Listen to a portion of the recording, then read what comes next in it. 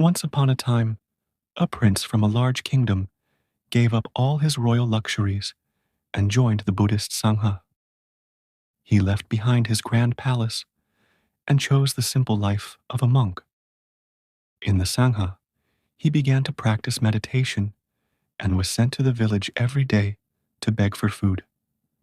The rule was that a monk could only ask for food at 2 houses, and if he didn't get any, he would return to the ashram and drink water.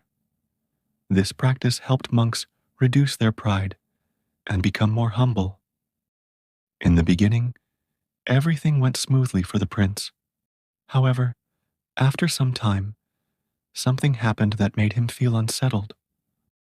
One day, while begging for food in the village, he didn't receive any.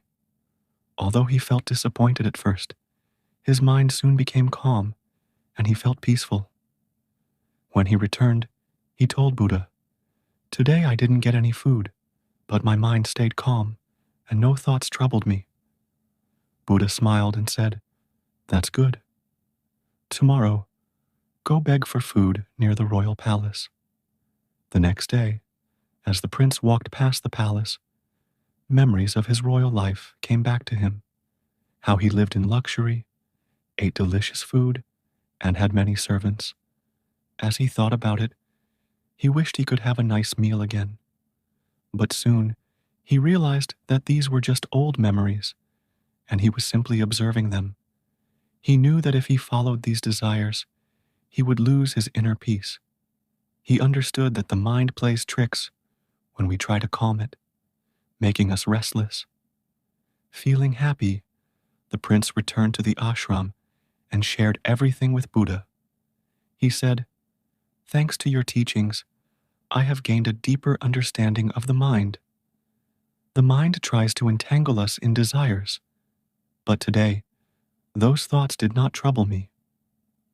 Buddha replied, "That's a good realization.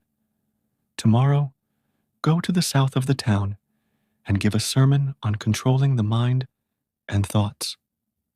The prince was excited and walked quickly, eager to share his insights with others.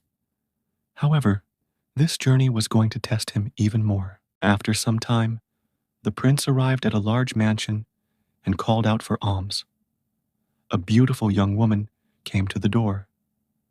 The prince thought, "I must not let her beauty distract me, as my purpose here is to give a sermon." The woman welcomed him and offered him food. After eating, the prince thought it would be nice to rest for a while before giving the sermon. Just then, the woman said, "You've just eaten. Why don't you rest before starting your sermon?" Hearing this, the prince became alert. The woman was suggesting exactly what he was thinking. He thought, maybe this is just a coincidence. Perhaps people here rest after meals. He lay down to rest and began thinking, "This woman is very wise and extremely beautiful. If I were still a prince, I would marry someone like her." Suddenly, the woman appeared again and said, "If you were a prince, how would you give me a sermon? You came here to teach, didn't you?" The prince was shocked. He realized that the woman could read his thoughts. Startled, he asked, "Can you read my mind?" She smiled and said, "Yes. Through meditation, my mind has become so calm that I can easily sense others' thoughts and feelings." The prince was stunned. He felt embarrassed about the thoughts he had been having. Without saying a word, he quickly left the mansion and returned to the ashram. His mind was troubled, and he felt ashamed. He thought, "Why did I have such thoughts about that woman? What will she think of me? If people find out, what will they think of the monks and the Sangha?" Feeling overwhelmed with guilt, he reached the ashram and stood before Buddha. Seeing the prince's downcast face and slumped shoulders, Buddha asked, "Why do you look so tired and ashamed? What has happened?"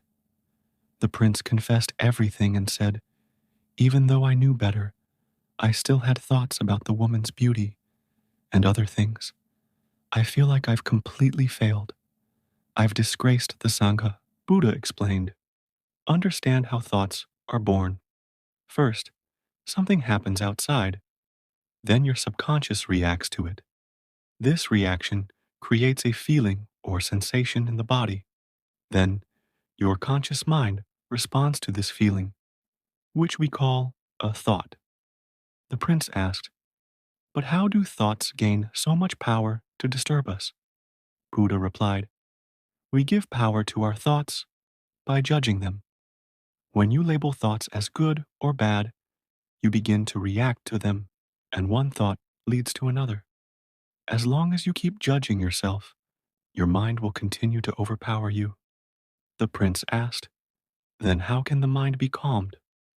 Buddha said, "Every thought comes with a sensation in the body, because thoughts are always accompanied by feelings. If you are having disturbing thoughts, it means that there is a sensation in your body, and you are either thinking about it or reacting to it. The key to calming the mind lies in observing these sensations without judgment. Observing thoughts is hard because they are fast, but observing sensations is easier because they last longer. If you observe them without labeling them as good or bad, they will disappear, and the peace behind the mind will emerge. In that peace, you will realize that the mind cannot harm you." Buddha continued, "Remember, thoughts come from you, but you are not your thoughts. You are always more powerful than your thoughts, fears, and worries. For the next 7 days, go to that woman's house for alms. But don't judge your thoughts. Just remember that you are the peace in which all thoughts arise." The next day, the prince walked to the woman's house, fully mindful and alert.